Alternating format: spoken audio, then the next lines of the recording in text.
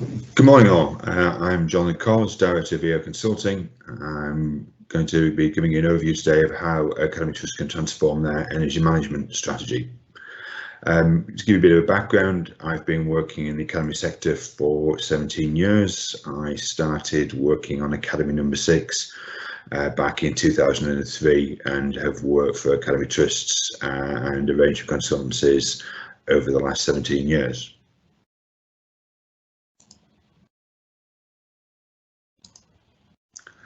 The plan is today is looking at the challenge you all face, look at how you can develop a strategy and look at the solutions that are possibly available in the marketplace for you.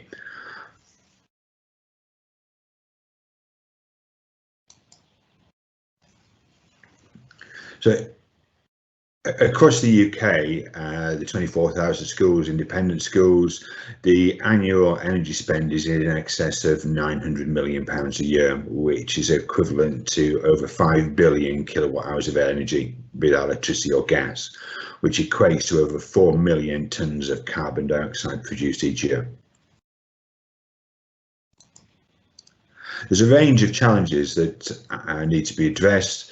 The government's clean growth strategy has set targets for the public sector to reduce its emissions by 50% by 2032. Education as a sector creates about 35% of that energy, and 21% of that is relating to schools. And that baseline is where we started out in 2017, and it's looking at how we work with you to move that carbon reduction down to the targets for 2032, and that's hopefully what we're going to look at ways of addressing that today.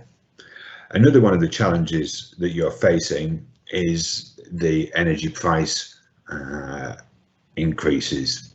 Now you can see from the attached graph the pricing ranges over the years. We're looking at forecasts here from 3% over to 7%. The red and the green lines on the graph relates to the Department for Business indices around small and medium-sized buildings. Primary schools fit into the small category, and secondary schools fit into the medium category. If you look at this data, you will see that even after the financial crash of 2008, the energy prices have still increased. So yes, we have a bump at the moment, but with the COVID-19 issues, and some of the energy prices will probably drop in the next 18 months or so, but you will see there will still be an onward trend of growth in that price. Another big challenge that you will face is your consumption patterns. The work we've done with a number of Academy Trusts has highlighted that over 50% of your energy spend is when there are new children in the building. And what we're trying to do is look at ways of reducing that spend, as well as looking at how you reduce your carbon footprint. So if you continue to do what you've always done, you'll get what you already got. So how do we do something different? And that's what we're going to really hopefully go through today. Looking at how you transform energy management, we think there's 4 key strategies. You need, as a trust, to understand the data. You understand how to set targets and how to engage students and staff. Having good data sits at the heart of everything that you need to do on reducing your carbon footprint. Looking at costs, work with suppliers to ensure you've got transparency over your current utility costs, benchmark them against the market. Look at what else is going on. Look at how you are working in an environment where you might not know where all your meters are. We're working with some clients at the moment trying to get to the bottom of that. Understand that you've got a full understanding of all of your estate. How do you put in place a strategy for the next 5 years? How do you look at helping looking at where your carbon strategy is going to be for the next by 2025, and can you exceed the 2032 targets in 2025? These are some of the opportunities that we think you can look at. And then how are you going to deliver that? And I think that's part of what we want to explain how that can be done. It is affordable, and there is funding out there that will help you deliver that will have very minimal cost to you as a trust. So when you're looking at data, make sure you collect all the data you have, make sure that you know how many meters you've got, how much is renewables. Again, we've been working with trusts trying to get an understanding of are there renewable systems that have currently got in place working. And if you want to understand your consumption patterns, ideally get the last 2 years worth of data, be that half-hourly data, monthly data readings, but understand what you've been doing over the last couple of years. Make sure you've cleaned it, make sure any anomalies are there, looking at whether you had building projects ongoing, whether or not you knew you had a problem with your boilers, so you had a lot of electric local heating you put in place. Teachers are very good at hiding little radiators under their desks, as we all know, so how do you support that data and understand what's going on? And looking at consumption patterns, and then looking at where you are using it, looking at is there 30% of your energy spend when there are no children in the building, or higher if you're joining in holiday periods and overnight. How does that all fit together? The next slide is giving you a slight insight into some of the key performance indicators we use with clients, looking at cost per pupil, looking at cost per metre squared. That becomes very important when you're in an environment where the building may not be up to full occupancy, where you are using it for a lot of community use activities going on and all of those sort of things. What is the number of kilowatt hours that you're using? And there's a lot of benchmarking out there, but again, you can always benchmark against your own sites and build up models around that for your own use.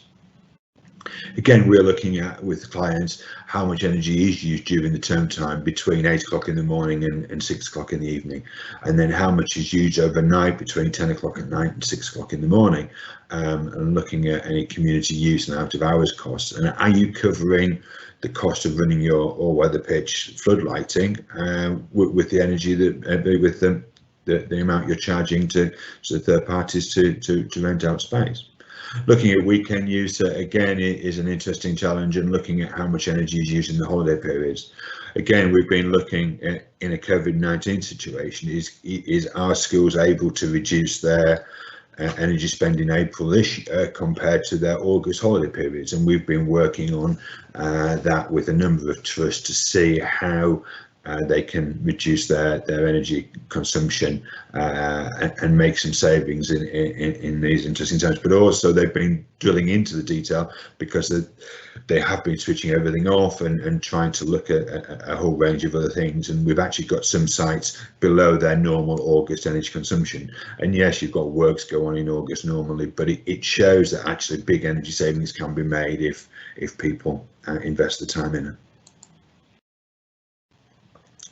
So procurement and procurement is often seen as very complex in the energy sector. There's a whole range of options, lots of brokers selling you services saying they can get you the best deal.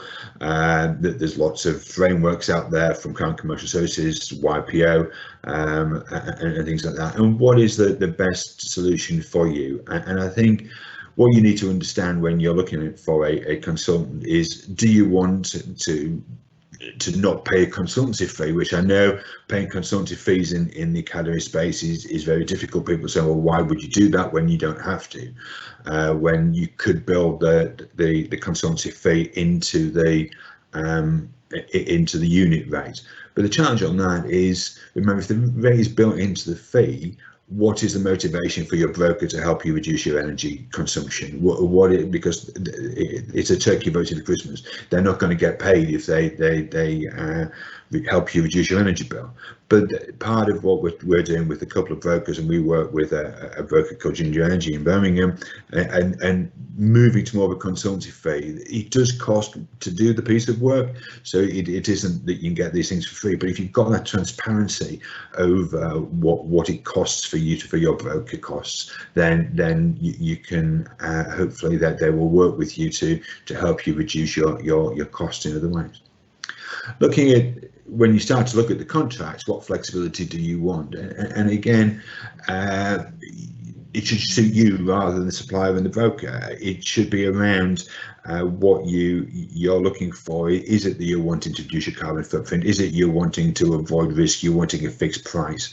Do you want to make sure that you're not going to be tied into a contract that you have to take the electricity whether you use it or not? Is it very much like a mobile phone contract where you buy a fixed rate of consumption each month, and then if you don't use it, you still have to pay for it? Now, those contracts haven't been enforced very much in the academy space, but they have been in the private sector space. And as if you're trying to do more work around reducing your energy footprint, then if you've got a contract that says you need to take 80% of what you've committed to, and you've reduced your carbon footprint by 50%, and you've reduced your energy bill by 50%, then they might say to you, well, you still need to pay for that extra 30%, and therefore you're not getting the benefits of it. So please be careful when you go into that. Make sure you agree the payment terms that work with the internal processes. Do you want to pay by direct debit? Do you want 30 days and all those things? But make sure that you build the flexibility and that you can add academies when you grow. So there's a whole range of challenges to consider when you're looking at contract flexibility. And again, do you, as I touched on at the start, do you want to look at something that is bespoke to you? Again, do you want to buy all your energy from renewable sources, but be an EDF where the majority comes from nuclear, or from a good energy where it's coming from renewable sources? Is that something you want to be there, or are you not so bothered about that? You're wanting the best price. Do you want a common end date on your contract? And are you looking for it to work with your academy financial year, and all of those sort of things? There's a lot of things to think about when you're looking at that initial contract. But framework's great. If you're down the line, you've made all your energy reductions and your energy bill is half of what it was, actually you might want to be part of something bigger to get that better price, because clearly it is a volume game, and if you reduce the consumption, then your price will start to creep back up again because you're not buying as much. So again, maybe you've done all the work you wanted to do around reducing your energy bill, but at that stage consider looking at frameworks. But frameworks, be careful that you know what you're buying, and some of the frameworks say, well, we'll tell you what your price will be in year 2 and year 3, and I know from working with a lot of FDs, they want that certainty. So yes, it might be a slightly better deal, but it's not giving that budget certainty. So again, something to be very careful about. These are just some points to think about when you're doing a procurement exercise, some health checks, and looking at things like volume tolerances, as we've touched on, looking at maximum demand charges, looking at VAT. If you're paying over 5% VAT on your energy bill, you're on the wrong contract. You won't get the VAT back, but you'll get the climate change levy back, and things like that. So make sure you're getting that right. You can go back for 6 years to reclaim those figures, and again, people support you with that, and the likes of Ginger will do that piece of work for you, and yes, they'll charge and take a percentage of the savings they get you, but you're getting some money back and you're getting it right going forward. Making sure that you've got all the contractual data. One of the things that we battle with the energy industry is that they won't update the name of the school and relating to the trust. Make sure you get all that base data right. Make sure you've got the right type of meter in there that works for you, and make sure that you've got some real clarity on what is going on.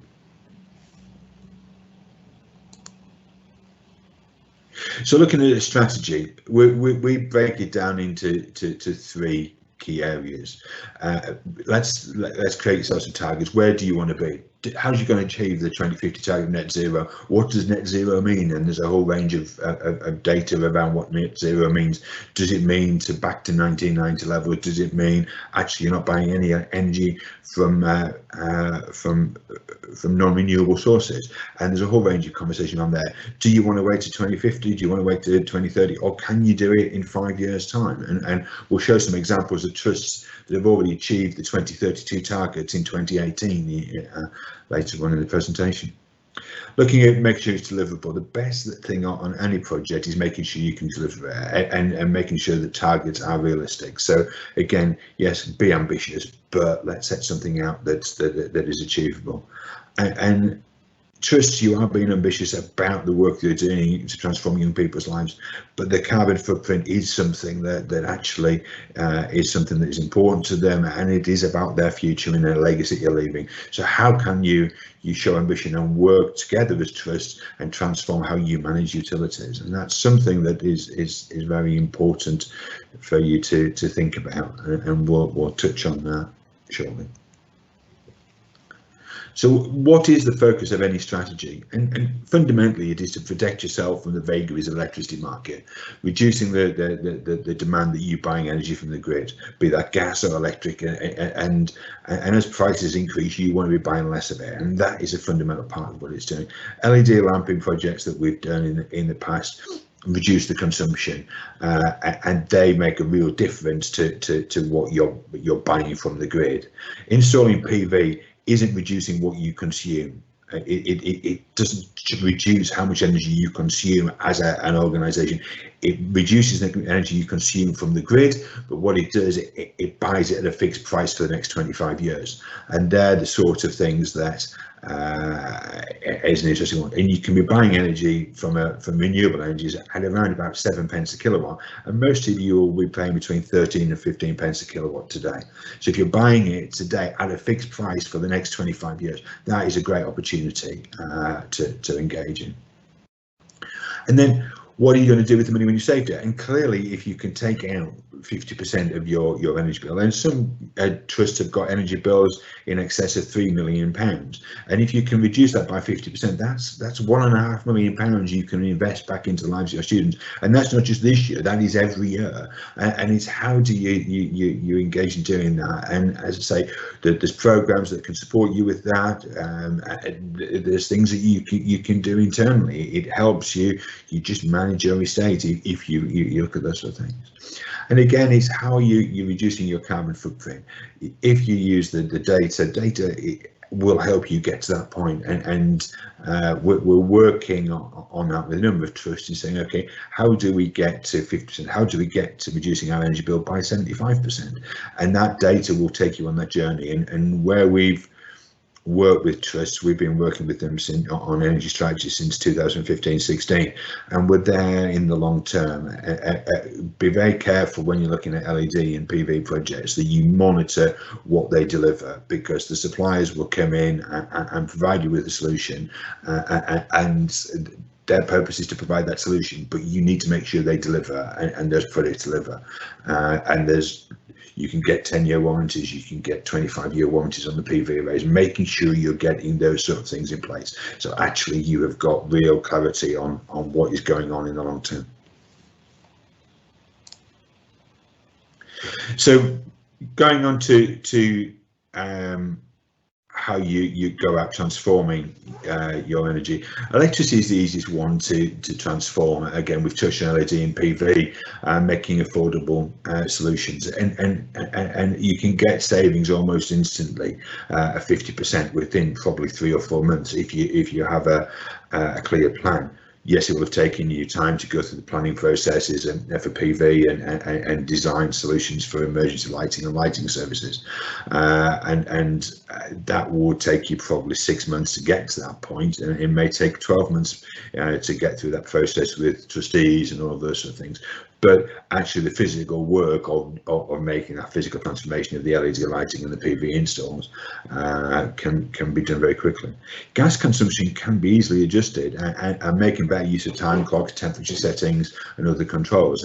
And to make big changes on the gas requires really expensive system redesign, and getting solutions in place that are going to give you a return on investment are very difficult. And I think there's a lot of conversation around moving away from gas and all of those sort of things, and they will be big capital investment programs.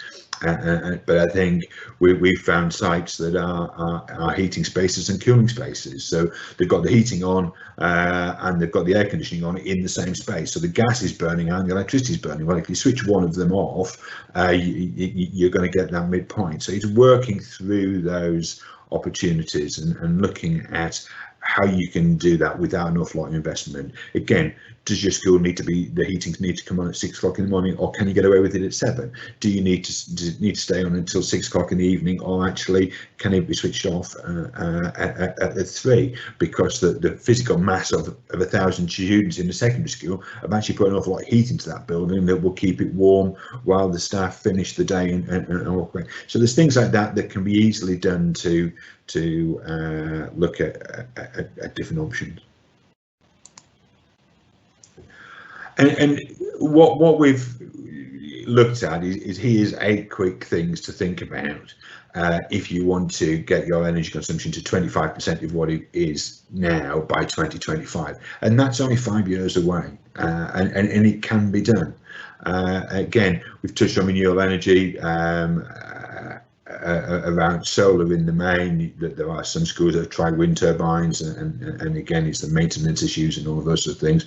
There's solar thermal and a range of other options that could be considered. LED lighting, if you haven't already done that, and it is a quick win. We've worked with a number of suppliers in the marketplace who offer some great services, and we'll touch on some of the projects that were delivered by the likes of Energist and things like that as we go through the rest of my presentation.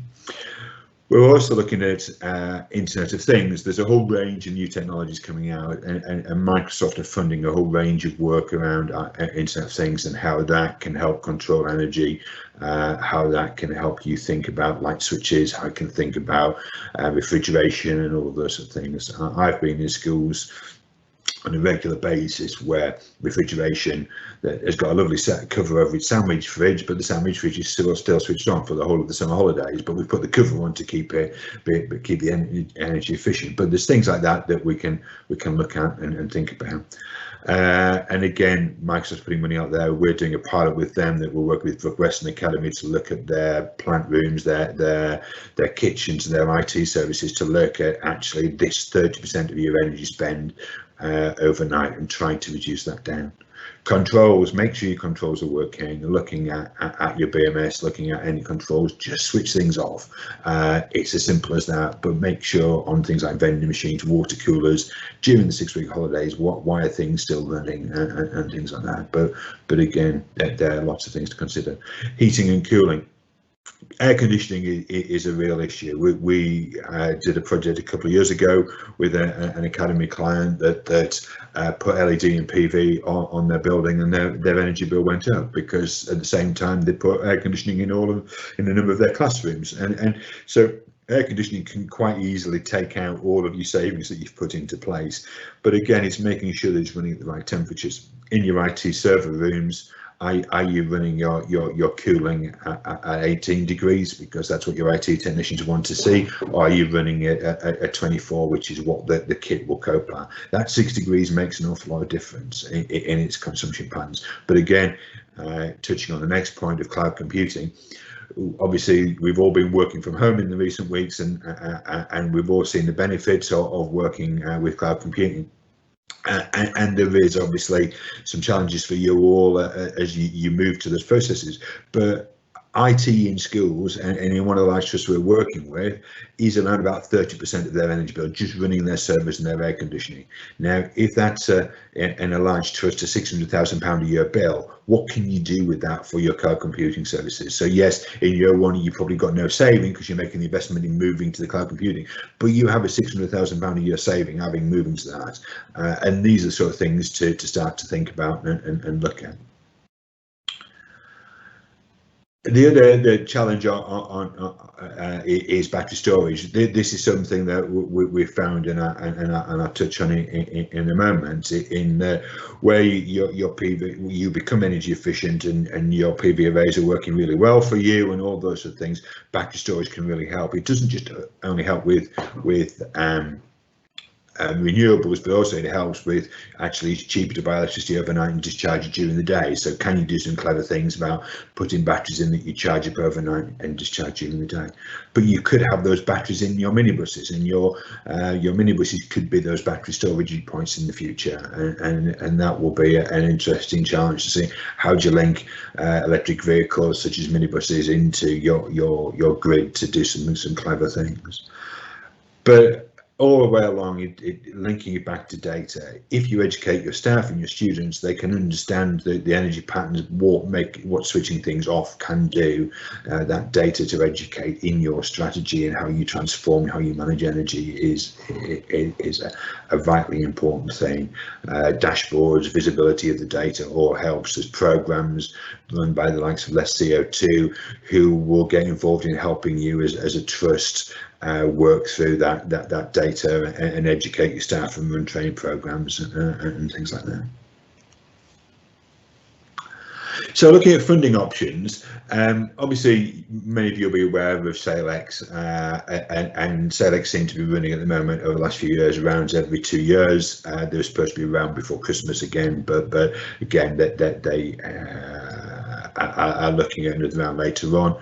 It seems to be, from our experience, that they're funding more of the smaller trusts rather than the larger trusts, but again, that's just our experience, and others may have different experiences of that. But on LED and PV, there are a number of suppliers out there that will offer you operational leases. It's compliant with the Academy's financial handbook, and we've been working with Less is More Capital for a period of time to look at how we can roll that out. Less is More Capital is a social enterprise that look at providing operational leases into the academy and school space, and with the aim of you using that money to invest in the young people's lives. So again, these sort of opportunities is available, but is it any different to leasing a photocopier or a minibus and things like that? So there's a range of that. Power purchase agreements, again, sound great on the tin. They don't have any interest attached to them, is the often sales point, which trustees think, oh, that's great because we're not paying any interest. But if you look at the prices that you would pay against an operational lease, you're probably paying 50% more than you need to by looking at the operational lease models offered by the likes of Less is More Capital. We've looked at power purchase agreements that are running at 10 pence a kilowatt hour, which sounds great when you're paying 14. But the challenge on that is that's 10 pence plus inflation for the next 20 years on a power purchase agreement on PV panels. But if you're buying an operational lease model, then you're buying it at a fixed price for 25 years and things like that. So there's a whole range of different ones to be careful about. So if it sounds too good to be true, it may be. So if it doesn't have interest on it, it does somewhere along the line. So do be careful when you're looking at things like power purchase agreements and things like that. So just a touch on how Less is More work, which I think that they do a whole range of feasibility studies, which we're involved in supporting them on that, and then looking at writing proposals, looking at funding, and against the program, as I say, it's very low risk from a trust point of view. It's backed by Santander as the funder, so again, it's a very robust solution for there, but for funding. But again, unlike SailX, where you may need to contribute, or a power purchase agreement, that there is a huge amount of transparency on how that funding model works. So what I wanted to do to give you some food for thought is to go through some success stories. So we did a project with Brooke Weston Academy Trust with Matt Isherwood and the team at Brooke Weston back in 2016. We started working with them, and they were consuming over 1 million kilowatt hours a year, and it's a 12,000 square meter building. It's been in place since the late 1990s. It was built. It was one of the first CTCs, so it's not a new building. But what we went in there did is we went in and put LED lighting throughout the trust, and we put PV panels on the roof, and we worked in a way that wasn't. It could be repeated, so we're working through YPO frameworks for LED lighting and PV panels. We've put, as I say, 100 kilowatts of PV on the roof, and every light in the school was replaced with lights from Energies, and the PV panels were reinstalled by a company called Cameron Kennedy, all on the YPO frameworks. And as you can see from this data, in 2016, we were working with them getting the base data. 2017, we started to do some housekeeping pieces, and we started doing the work with them and doing the installation in August 2017. And you can see how the figures dropped, and they're now at a point where they're consuming just short of 50% less energy than they were in 2016. Now that is the target that the government set for 2032. So they've delivered the targets in 2018, so they were 14 years ahead of that programme, and the savings exceeded what we expected. They were expecting that the loan repayments to be around about £39,000, and the savings, including maintenance savings, are in excess of 52,000. So again, that's where we are. What you can see with obviously the impact of COVID in the red lines in 2019, actually by going in and the work that Matt's done with his team, actually they're now consuming less than they would be in August. So again, by that education process, by inspiring people, by working with people, actually you start to get them to think differently about how they're using their energy. But again, this is a really powerful story, and we're looking at doing some more work with Brooke Weston. Again, this academy is going to be the pilot for the IoT work that we're doing to try and reduce their out-of-house consumptions even further, with the aim of by 2025 getting their consumption to 25% of where it was in 2016, which will be a really powerful story to continue to share. Another story where we've been working with an academy trust, and this is one of the challenges that's thrown back to me, in that because the trust are now engaged in the COVID-19 scenario of switching everything off, actually they're now exporting energy to the grid, which obviously that doesn't give them as much of a savings that they're using it. So this is where battery storage starts to kick in. So this academy has been off grid for the equivalent of 6 days in April of this year. So it hasn't bought any electricity from the grid for the equivalent of 6 days in April 2020, which is a very exciting story to tell. But now we're looking at how do we put some battery storage in here, because we've done that much education to really use the energy that's being generated during the day in the orange periods of the time where the load is still being drawn in from the grid. So again, that becomes quite an exciting opportunity. So what we want to challenge with you as I wrap up before I'll leave it open for some questions is about being ambitious, and can we move the school off grid? You've just seen from the last slide, can you actually start to look at that? We're looking at a project at the moment for a primary school where we're putting 150 kilowatts on that school, putting battery storage in, moving it off grid completely, which becomes a very exciting opportunity. Looking at installing electrical vehicle charging points. Now that could be for staff or trust staff who are travelling around, looking at whether you're doing that as a community resource where you can charge and have an income stream from that. Looking at cloud computing, how do you move your recurrent spend on energy into IT investment? You get nothing for your energy at the end of the day. Yes, you get your lights switched on, your computers work, but fundamentally you don't get a service from that. It doesn't impact teaching and learning. How can you use cloud computing to convert the energy spend into investment in your IT strategy? One of the challenges about carbon reporting that you're going to have to do later on in the year is how do you look at the carbon footprint of your supply chain, looking at catering, looking at stationery. It isn't just about carbon reduction as around energy. Start to think bigger than that.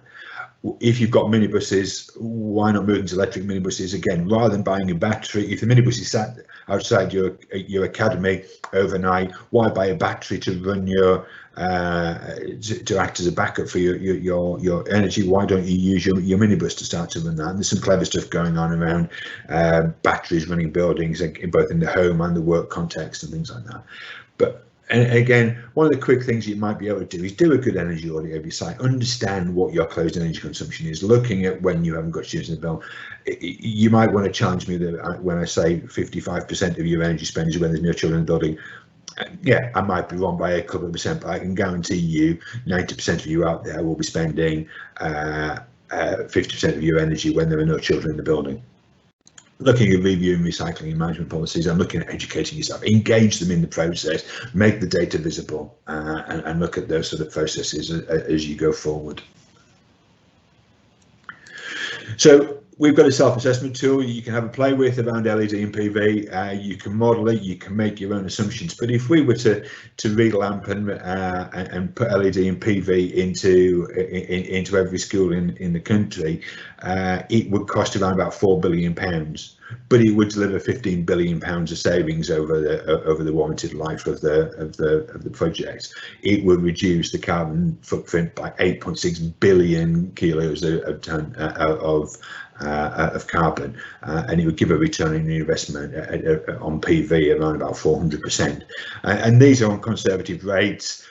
We've been tendering some projects recently that are coming in under this £750 a kilowatt and things like that. So it is possible to make a real impact, and the energy prices, yes, probably will be fairly flat for the next 18 months or so, but there will be an increase, partly because the government wants to drive us to reduce our carbon footprint, and a lot of the price of energy, like the price of petrol, is built up of taxes and other charges to operate that are fixed and levied by the government, as much as being driven by the price of oil and gas.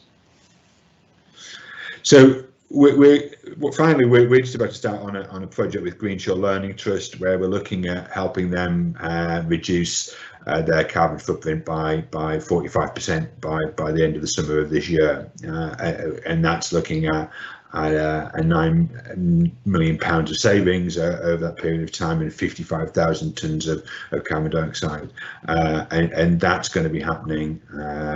Big focus around PV, looking at LED where appropriate, and things like that. So that's where we are on the journey with some trusts at the moment, and that's an interesting challenge for us to make sure we deliver that for the trust in the next few months. That's the end of the presentation I wanted to share with you. I think if you want questions, if you want to answer some questions and things like that, then please do come in and ask us some questions. And if you want to contact me or my colleague Rob Gould, then please do give us a call, drop us an email if you want to know more about what we've been doing. But thanks very much, and I'll answer any questions that you have if you want to answer them in the Q&A session. Thank you, everyone.